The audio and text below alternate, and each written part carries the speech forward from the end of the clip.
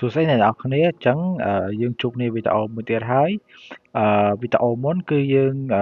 និយាយអំពីការ install និង enable SH អញ្ចឹងថ្ងៃនេះដែរខ្ញុំនឹងនិយាយអំពី basic command មួយចំនួនដែលយើងអឺដែលដែលយើងអាចសរសេរនៅលើUbuntu server បានអញ្ចឹងចំពោះcommand ទី1ហ្នឹងគឺ who am I នេះគឺយើងមើលទៅលើ username អញ្ចឹងខ្ញុំវាយមកនេះឆៃអានហើយនេះគឺជា command ទី1អញ្ចឹងរាល់ command ដែលខ្ញុំបានទៅធ្វើក្នុងវីដេអូនេះគឺដូចគ្នាគឺខ្ញុំនឹងដាក់ក្នុង description ខាងក្រោមអញ្ចឹងចំពោះ command ទី2នោះគឺ pwd pwd ហ្នឹងគឺពាក្យពេញគឺមកពីពាក្យថា present working directory អញ្ចឹងយើងមើលទៅលើ present working directory ហ្នឹងអញ្ចឹងយើងចុច pwd មក command VS ហើយចុច enter មកនេះគឺ command របស់ខ្ញុំ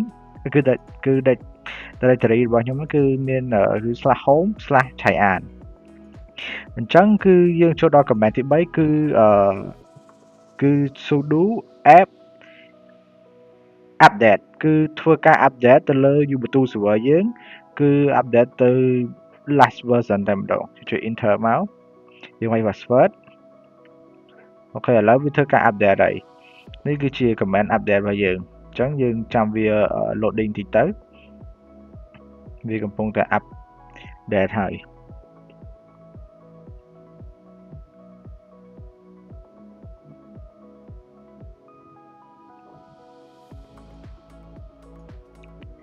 អូខេអញ្ចឹងចំពោះ command ទី3គឺ update ឥឡូវខ្ញុំបាន update ហើយអញ្ចឹងខ្ញុំធ្វើការ clear វាចោលមួយដើម្បីឲ្យស្រួលមើលអញ្ចឹងយើងចូលដល់ command ទី4 command ទី4ហ្នឹងគឺ sudo upgrade យើងទៅអានេះគឺជាការ upgrade package យើងវាយមក sudo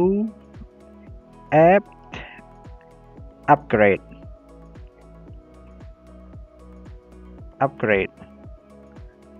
អូខេចុច enter មក Do you want to continue yes why អូខេឥឡូវយើងធ្វើការ upgrade វាហើយយើងធ្វើការចាំវាគឺ upgrade ទៅលើ package របស់យើង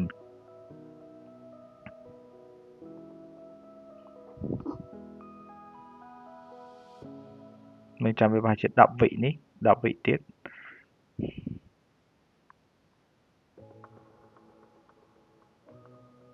មិញគឺ command ទី5គឺ sudo apt upgrade អូខេឥឡូវវាកំពុងតែ process ហើយ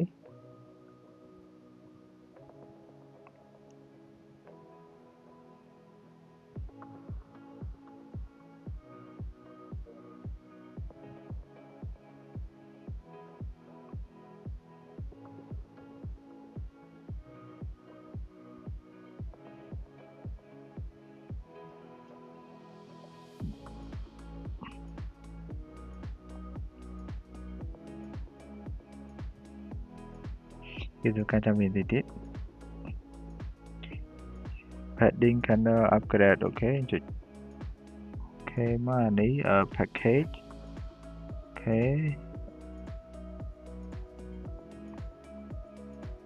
អូខេឥឡូវធ្វើការ upgrade ហើយខ្ញុំបាន clear វាចោលដូចគ្នាអញ្ចឹងមិញគឺយើងដល់ command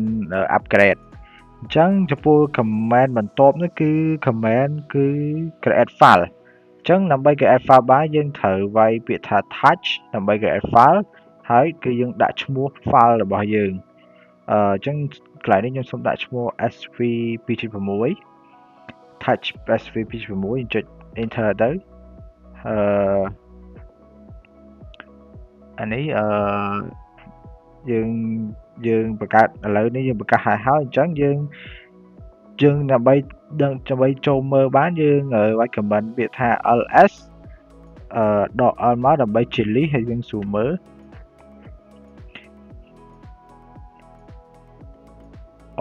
នេះនេះគឺជា file rw នេះគឺយើងបានបង្កើត file មួយហ្នឹងគឺ sv2.6 កន្លែងកតុយក្រោយម៉ោងក្រោយ 12.10 ហ្នឹងគឺឈ្មោះ file ដែលខ្ញុំបានបង្កើតមិញហ្នឹងអូខេអញ្ចឹងខ្ញុំបានបង្កើត file ហ្នឹងអស់ជោគជ័យហើយអញ្ចឹងឥឡូវនេះខ្ញុំធ្វើការ create text file មួយទៀតខ្ញុំធ្វើការ create text ខ្ញុំធ្វើការ create text ចូលក្នុងហ្នឹង ចឹងខ្ញុំអាច text បានខ្ញុំលេខថា echo អឺ echo យើងវាយថ្មីកដោចេញមកយើងវាយដាក់ថា hello world ហើយយើងដាក់ឧទានមកហើយយើងវាយទៅយើងដាក់ខ្ញុំដាក់ថា hi sv 2.6 អូខេឥឡូវខ្ញុំដាក់ប៉ុណ្ណឹងខ្ញុំបិទវាវិញមកអូខេហើយខ្ញុំចុច enter ទៅអូខេឥឡូវវាចេញមកហើយនេះយើងបានបង្កើតនេះខ្ញុំបានទៅសេគេហៅថា print string យើង print string បានអក្សរយ៉ាងហើយអូខេឥឡូវខ្ញុំធ្វើការឆែក list មើលមួយទៀតដក l ls យើងអាចក៏យើងប្រើl ls ដក l ហើយ h ដូចគ្នាហ្នឹងយើងពេលយើងអាចប្រើបានទាំងពីរ comment ហ្នឹងអូខេអញ្ចឹងខ្ញុំបានបង្កើតfile print string ហើយអញ្ចឹងចំណុច comment បន្ទាប់នោះគឺយើងទៅបង្កើតfolder អញ្ចឹងយើងបង្កើត folder ដើម្បីបង្កើត folder បានយើងវាយ comment ពាក្យថា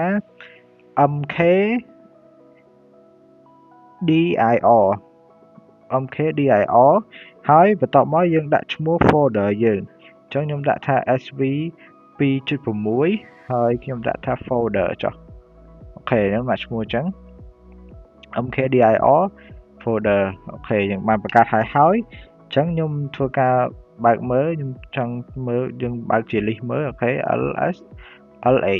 ដក ls ls ដក lh យើងចុចមកនេះយើងបាន folder យើងហើយគឺ sv2.6 folder អញ្ចឹងយើងអាចចំណាំបានថា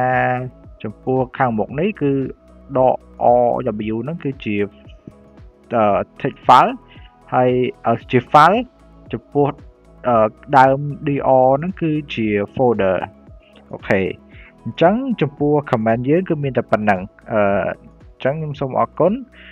ចំពោះវីដេអូអ្នកទាំងអស់គ្នាទស្សនាវីដេអូមួយនេះអញ្ចឹងយើងធ្វើការបិទ server របស់យើងអាចប្រើ sudo shutdown now ក៏បានយើងប្រើពាក្យថា shutdown now ក៏បានដូចគ្នាអូខេអញ្ចឹងខ្ញុំធ្វើការបិទ server អញ្ចឹងខ្ញុំអរគុណអ្នកទាំងអស់គ្នាសម្រាប់ការតាមដានវីដេអូមួយនេះអញ្ចឹងវីដេអូខ្ញុំមានតែប៉ុណ្្នឹងទេសូមអរគុណ